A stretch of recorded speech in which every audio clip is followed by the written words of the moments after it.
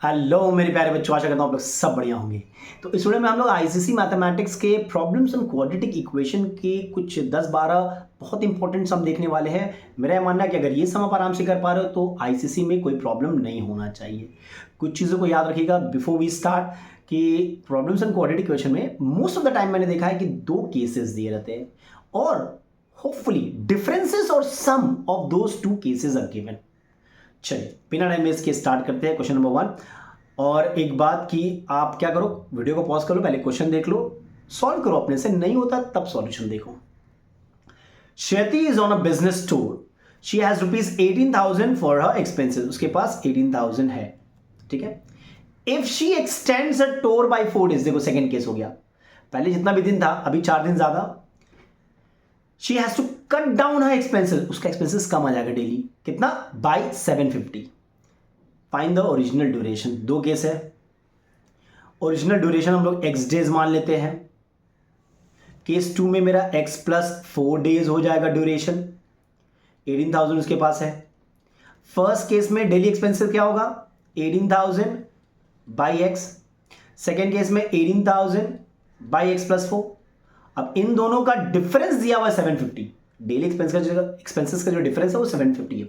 सबसे common mistake बच्चे हड़बड़ी में इस दो फ्रैक्शन में कौन सा बड़ा है कौन सा छोटा है वो गलत कर जाते हैं। देखो, जिसका डिनोमिनेटर छोटा होगा वो, अगर न्यूमरेटर सेम है, जिसका डिनोमिनेटर छोटा है वो बड़ा फ्रैक्शन होगा ना, मतलब this is bigger, this is smaller.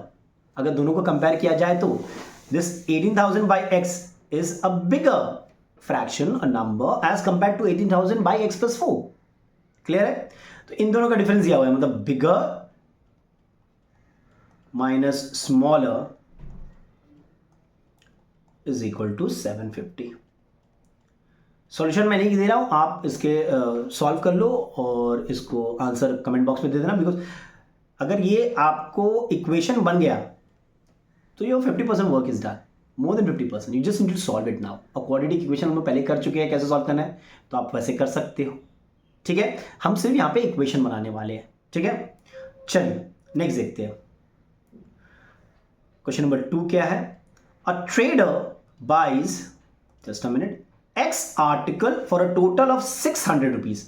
तो यहां पे लिख लेते हैं नंबर ऑफ आर्टिकल, एक्स है कितना में, 600 रुपीज में। Write down the cost of one article. Cost of one article क्या होगा, cost of one article 600 by x होगा ना। If the cost per article was ₹5 मोर, अगर कॉस्ट पर आर्टिकल 5 मोर है, the number of articles that can be bought is 4 less. मतलब देखो second case में number of article 4 कम कर गया है, पैसे आपके पास 600 है, तो कॉस्ट ऑफ वन आर्टिकल क्या होगा, 600 बाई एक्स माइनस 4, है कि नहीं।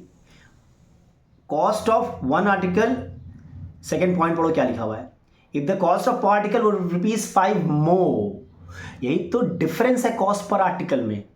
कॉस्ट पर आर्टिकल निकाला, इनका डिफरेंस दिया हुआ है, दैट इज ₹5। सही है। चलो तो इन दोनों में से देखो डिनोमिनेटर इसका छोटा है तो ये बड़ा नंबर होगा, दिस इज लेस, मतलब 600 by X minus 4 minus 600 by X is equal to 5 होगा ना। अब इसको हम लोग सॉल्व कर लेंगे, ठीक है। सबसे बेस्ट वे देखो, 600 एलसीएम ले लो, सबसे best way 1 by X minus 4 minus 1 by X is equal to 5, फिर 5 और ये कटेगा 120, ठीक है। तो 120 यहाँ पे आप एलसीएम ले लो, x माइनस 4 इंटू एक्स रहेगा x minus 4 is equal to 1। Then simplify it. Simplification मैं फिर से बोल रहा हूँ, आपके ऊपर छोड़ रहा हूँ, ठीक है। चलिए क्वेश्चन नंबर 3 देखते हैं। In a right angle triangle, right angle triangle की बात हो रही तो राइट एंगल ट्राइंगल बना लो, ईजियर होगा। पिक्टोरियल रिप्रेजेंटेशन हमेशा इजी होता है, ABC। The hypotenuse is 2 centimeter longer than the base. The hypotenuse is 2 centimeter longer than the base and 4 centimeter longer than the shortest side, अच्छा, find the length of 3 sides of the triangle. In the right angle triangle the hypotenuse is 2 centimetre longer than the base. ठीक है, तो base को हम लोग मान लेते हैं x, 2 centimetre longer, x plus 2, and 4 centimetre longer than the shortest side. ये मान लो शॉर्टेस्ट साइड है, मेरा शॉर्टेस्ट साइड है, मान लेते हैं. बेस भी हो सकता है. देखो पहला रिलेशन से मैंने ये और ये निकाला, फिर से पढ़ते हैं. The hypotenuse is 2 centimetre longer than the base, ये आपका बेस है, and 4 centimetre longer than the shortest side. ये शॉर्टेस्ट साइड क्या होगा? हाइपोटेन्यूज अगर 4 बड़ा है तो ये 4 कम होगा हाइपोटेन्यूज से, x प्लस 2 माइनस 4, यानी कि x माइनस 2 होगा ना. क्लियर है? अब पाइथागोरस थ्योरम यूज कर लो यार. Perpendicular square plus base square is hypotenuse square. See कोई अगर दूसरे तरीका से चाहे तो कर सकता है, ठीक है, बहुत सारे तरीका है. चलो नेक्स्ट करते हैं. ये तो क्लासिक सम है, बहुत बार किया हम लोगों ने. अ बस covers a distance of 240 kilometers at a uniform speed. At a uniform speed. Due to heavy rain, its speed get reduced. Speed क्या होता है? Reduce हो जाता है by 10 kilometer per hour. As such, it takes 2 hours longer. Difference in time क्या दिया हुआ है? Difference in time दिया हुआ है 2 hours. The total distance, to cover the total distance, assuming uniform speed to be x, form an equation. देखो पहला case में t1 क्या होगा? 240 बाई एक्स. दूसरा केस में t2 क्या होगा? 240 by X minus 4, x minus 10. अब दूसरा वाला स्पीड कम हो गया है, डेफिनेटली t2 बड़ा है t1 से, डिनोमिनेटर छोटा है t2 का, तो 240 by X minus 10 minus 240 by X is equal to 2. बोलिए क्लियर है कि नहीं है? बड़ा इजी सम था, ठीक है. नेक्स्ट देखते हैं. नेक्स्ट क्या है? A piece of cloth cost rupees 300. ठीक है. If the piece was 5 metre longer and each metre of cloth cost rupees 2 less, difference in cost per meter is rupees 2. The cost of the cloth would have remained unchanged. ठीक है. Find the price per meter. ठीक है. मान लेते हैं the piece was 5, मान लेते हैं लेंथ था मेरा x, तो प्राइस पर मीटर क्या होगा? Price per metre will be 300 by X. ठीक है. सेकेंड केस में क्या बोला है कि भैया ध्यान से देखिएगा, length increases by 5 meter if the piece was 5 meter longer. तब प्राइस पर मीटर क्या होगा? 300 by x plus 5. Yes or no? If the piece was 5 meter longer and each meter of cloth cost rupees 2 less, इनका difference कितना है? 2. तो जाहिर सी बात है ये बड़ा है, 300 by x minus 300 by x plus 5 is equal to 2. देखो मोस्ट ऑफ द सम में डिफरेंसेस दिया हुआ है. क्लियर है? ऐसा जनरली होता है, बट ऐसा हो भी सकता है कि ऐसा ना हो. ठीक है. नेक्स्ट करते हैं. The speed of the boat in still water is 11 kilometre per hour. 11 kilometre per hour still water में. इट गोज 12 किलोमीटर अपस्ट्रीम गया है 12 kilometre and return downstream return हुआ है तो 12 किलोमीटर होगा. And the total, to the original point in 2 hours 45 minutes. Total time taken था 2 hours 45 minutes. इसको हम लोग hours में कर लेते हैं, तो 245 by 60, 15 3s 15 4s 11 by 4 hours में कर लेना. देखो find the speed of the stream. जब भी वो अपस्ट्रीम डाउनस्ट्रीम होता है तो हमें स्पीड ऑफ द स्ट्रीम और speed of the boat in still water दोनों को ही लेना पड़ता है. ठीक है. मान लेते हैं स्पीड ऑफ स्ट्रीम x है, तो फर्स्ट केस में जब आप अपस्ट्रीम जा रहे हो, मतलब अपस्ट्रीम का मतलब क्या होता है? आप इस डायरेक्शन में जा रहे हो और पानी का बहाव इधर है, अपस्ट्रीम. डाउनस्ट्रीम क्या होता है, आप जिधर जा रहे हो पानी का बहाव भी उधर है, वहाँ पे स्पीड जो होता है, जो आपका रिलेटिव स्पीड होगा, जो एक्चुअल स्पीड जिससे मूव करेगा, वो speed of boat in still water speed of stream को ऐड कर देते हैं, यहाँ पे सब्ट्रैक्ट कर देते हैं। तो यहाँ पे जो स्पीड होगा, ठीक है, वो होगा 11 माइनस एक्स।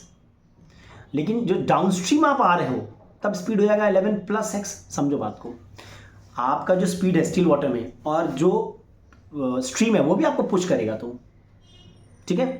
अच्छा, T1 क्या होगा, T1 होगा 12 बाई 11 माइनस एक्स। T2 क्या होगा, डिस्टेंस बाय स्पीड, और इन दोनों को ऐड करोगे आप, टोटल टाइम दिया हुआ ना, plus 12 by 11 plus X is 11 by 4। देखिए अच्छा समझाएगा, अपस्ट्रीम डाउनस्ट्रीम का कॉन्सेप्ट चाहिए। Upstream you are going against the stream, downstream आप स्ट्रीम के साथ जा रहे हो। क्लियर है? चलिए नेक्स्ट देखते हैं। चलिए नेक्स्ट देखते हैं क्या दिया हुआ है, जस्ट अ सेकेंड। या given that 6500 were equally divided among a certain number of student, a certain number of people, तो 6500 हम लोग ने कुछ नंबर ऑफ पीपल पे डिस्ट्रीब्यूट किया, एक्स नंबर ऑफ पीपल मान लेते हैं। हैड देयर बीन 15 मोर, मान लो अगर 15 लोग ज्यादा होते, each would have got ₹30 less, सबको 30 रुपया कम मिलता।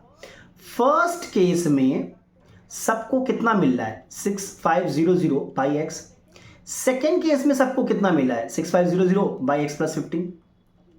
अब इनका डिफरेंस तो दिया हुआ है भाई, this minus this is equal to 30। बोलिए क्लियर है? चल नेक्स्ट देखते हैं, बड़ा इजी था। चलिए,